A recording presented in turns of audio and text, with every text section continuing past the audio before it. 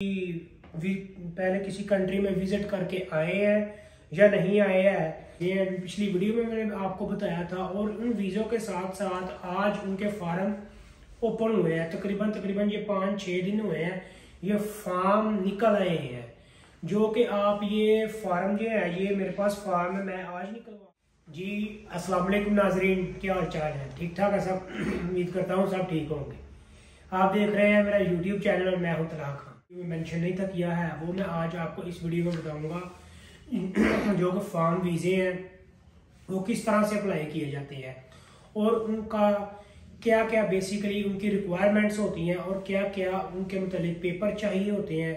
ये सारे basic farm है, ठीक है। ये इशू हो गए हैं एम्बेसी में, ये सब कोई भी बंदा लेके जा सकता है एम्बेसी, जाके इशू ये फार्म निकलवा सकता है। उससे पहले अगर आप आज ये वाली वीडियो इस टॉपिक के ऊपर होगी, उससे पहले अगर आप मेरे चैनल पे न्यू है, मेरे चैनल को सब्सक्राइब कीजिए और मेरी वीडियो को शेयर कीजिए और अपनी राय का इजहार कमेंट्स में पेश कीजिए। चलते हैं नाज़रीन वीडियो की तरफ। जैसा कि आप जानते हैं कि हर बंदा है कि यूरोप का ख्वाब लेके बैठे हो कि यूरोप जाना चाहिए। दरहकीकत बात बिल्कुल दुरुस्त है कि यूरोप जाना चाहिए, लाजमी जाना चाहिए। और इसके साथ साथ इस नए साल में जो एग्रीकल्चर के वीज़े ओपन हुए हैं वो तकरीबन भी काफ़ी ज़्यादा वीज़े हैं। तकरीबन वो 60-70 हज़ार के पास गया था, उससे मैंने अपनी मेल के ज़रिए मैंने ये फार्म निकलवाए हैं।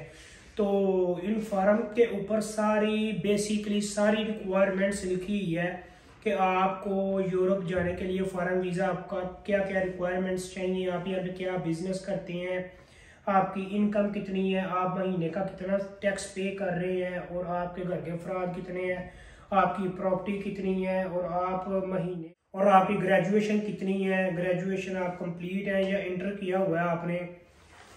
और इसके साथ साथ और भी काफ़ी चीज़ें मेंशन की हुई हैं ये फार्म वीज़े के ऊपर। जो यूरोप का वीज़ा फार्म है ना, जो एग्रीकल्चर का वीज़ा है, वहाँ पर जाके आप कोई ना कोई अपना फार्म बनवा सकते हैं कि मेरे पास ये बिजनेस है और मैं ये अपना कार्ड बनवाना चाहता हूँ। यहाँ पर कोई सरकारी दफ्तर हैं इतने कि मैं अपना किसानों का अपना कार्ड बनवाना चाहता हूँ एग्रीकल्चर का। तो आप सबसे पहले तो आप अपना वो बनवाएंगे ना, और उसके साथ साथ आपकी महीने की इनकम कितनी है वो ऐड होती है। और तीसरे नंबर पर ये ऐड होती है। और ये फार्म वीज़े की क्या क्या रिक्वायरमेंट्स हैं ये मैं आपको बताता हूँ। सबसे पहले आपका यहाँ पर कोई किसानों का बिजनेस होना चाहिए। किसानों का बिजनेस आप कह लें कि खेती बाड़ी का आपका कोई ना कोई यहाँ पर बिजनेस होना चाहिए। जो कि ये एग्रीकल्चर के वीज़े ओपन हुए हैं यूरोप के ये फार्म वीज़े के ऊपर, इसके ऊपर ये रिक्वायरमेंट दी है जो मैं आपको बता रहा हूँ। आपका मकान रेंट के ऊपर है या आपका खुद का मकान है, ये यहाँ पर फिलअप होगा। दूसरा सवाल। और तीसरा सवाल ये होगा कि आप यहाँ पर का जो खेती बाड़ी का बिजनेस यहाँ पर चल रहा है वो कितने साल से चल रहा है और उस खेती बाड़ी के बिजनेस में आपके साथ कितने और आदमी ऐड हैं जो मतलब मिल के काम करते हैं। वो मिलके काम कर रहे हैं या आपका खुद का बिजनेस है। तीसरा सवाल ये है। और चौथा सवाल उन्होंने ये ऐड किया हुआ है आपका साल का बजट कितना है, आप साल में कितनी इनकम कमा रहे हैं। ये 4 चीज़ें हैं जो कि उन्होंने बेसिकली लिखी हुई हैं। और उसके साथ साथ आगे आ जाए वो उन्होंने यही लिखा है कि आपकी ग्रेजुएशन कितनी है, आप इंटर किए हैं, आप ग्रेजुएशन की है आपने। और उसके साथ साथ आप पहले कभी किसी चीज़ लिखी हुई है।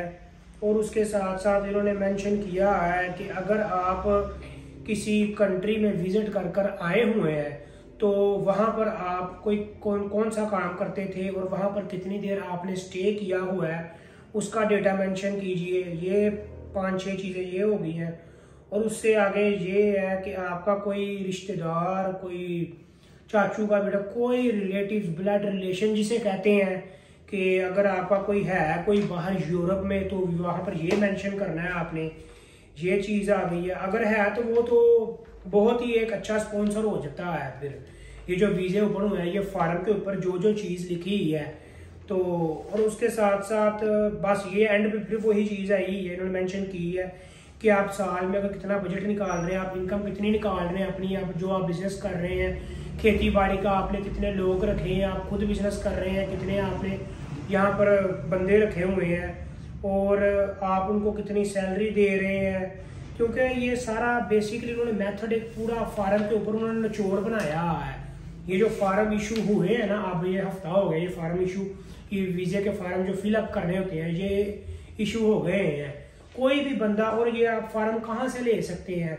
ये फार्म आप किसी भी जाके, आप एम्बेसी से जाके ले सकते हैं। एम्बेसी में जाके आप रिक्वेस्ट कर सकते हैं कि हमें एग्रीकल्चर के वीज़े के फार्म चाहिए, तो वो आपको इजीली आपको फार्म दे देंगे। उसके साथ आपके वो एक पासपोर्ट की आपकी कॉपी देखेंगे और आपके आईडी कार्ड की कॉपी, ये 2-3 चीज़ें आप पिक लेंगे और आपको वो फार्म दे देंगे, जो कि ये मैंने आपको सारा बताया पढ़ के।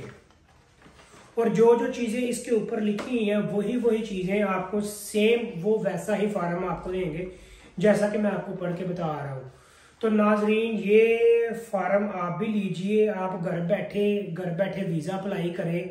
घर बैठे ये फार्म फिलअप करना है और आपने वीज़ा अप्लाई अपना एम्बेसी में कर देना है। फिर ये कैसे लग के वीज़ा आता है, फिर वो वेटिंग पे आपको कहते हैं, आपको कोई अगली कहते हैं आप थोड़े दिन वेट करो।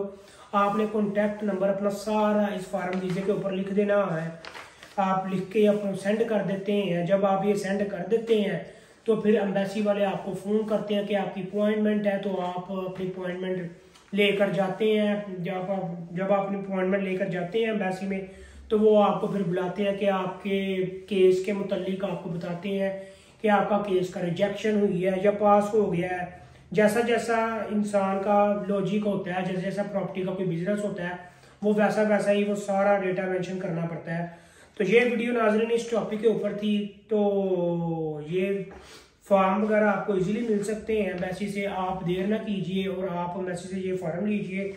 तो बाकी दुआओं में याद रखिए। नेक्स्ट वीडियो में आपको ये भी बताऊंगा कि स्पेन के वीज़ा फार्म जो वो भी ओपन हुए हैं तो वो आपको किस तरह से मिल सकते हैं, और उसके साथ साथ उसकी क्या सहूलियात हैं, कौन कौन से बंदे इजीली जा सकते हैं, वो मैं नेक्स्ट वीडियो में आपको बताऊंगा। तो दुआओं में याद रखिए। अल्लाह ने के बाद।